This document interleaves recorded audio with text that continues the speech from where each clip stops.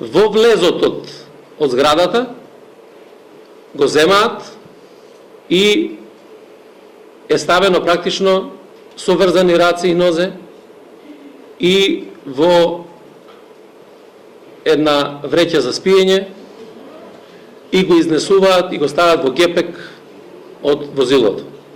Пред возилото Citroen се наоѓа возилото Renault Kangoo, кое што цело време се движи пред нив и е однесено на локација надвор од Скопје. Според сведоците, таму е извршено убиството, а после тоа е запалено возилото. Вака се одвивало грабнувањето на 14-годишната Вања Ѓочевска и вака завршил нејзиниот живот минатиот понеделник на 27 декември.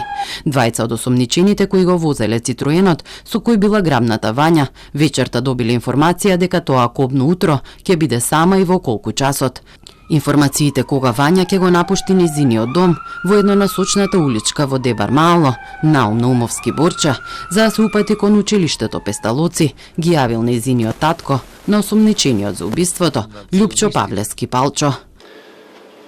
Токму со тоа возило е земена малолетничката и тоа во влезот од зградата, односно од живеалиштето, откако предходно, според исказите на осомничените, таткото споделил информација со организаторот за денот и времето на нејзиното излегување сама од дома.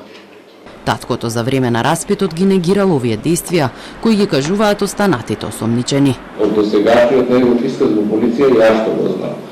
Значи, не знам дали во моментот може би нешто ќе се смени или се сменило. Се уште таткото ги негира овие действија.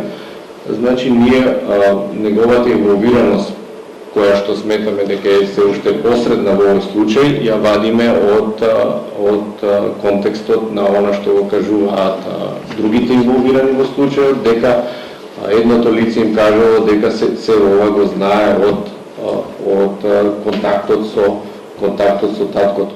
Планирале да изнудат пари од мајката на Вања, која прва го пријави нејзиното исчезнување во полиција во 8:35 часот. Мотивот е користољубие,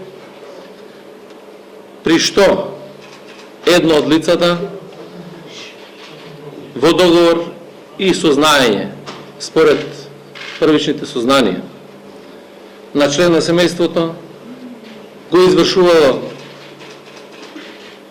го организирало извршувањето на кривичното дело со цел да се изнудат пари од мајката на малолетничката, од кое што понатаму сите инволвирани би имале парична, односно материјална корист. Нејзиниот татко во 11 часот во полициската станица во Центар ќе го пријави исчезнувањето и ќе каже дека Вања во 7:27 часот го напуштила домот. Истрагата сега се насочува и за тоа која е конкретно врската меѓу таткото и осомничениот за убиство. Имаме сознание дека има од страна на мајката продаден некој стан, за кој што сметаме дека средствата од тој стан биле некаков мотив кој што би требало да бидат предмет на евентуалната изнуда, но сите овие работи ќе ги провериме во текот на поставање. Оружјето со кое згаснал нејзиниот живот не е пронајдено. Според зборовите на Спасовски, паниката на Палчо била присудна да го истрела куршумот. Некаде околу 10 часот ја усмртил малолетничката,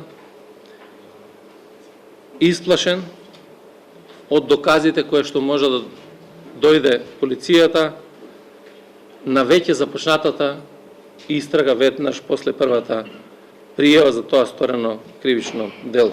Бубевски информираше дека осомничените и покрај тоа што ја ликвидирале Вања, откупот планирале да го бараат подоцна.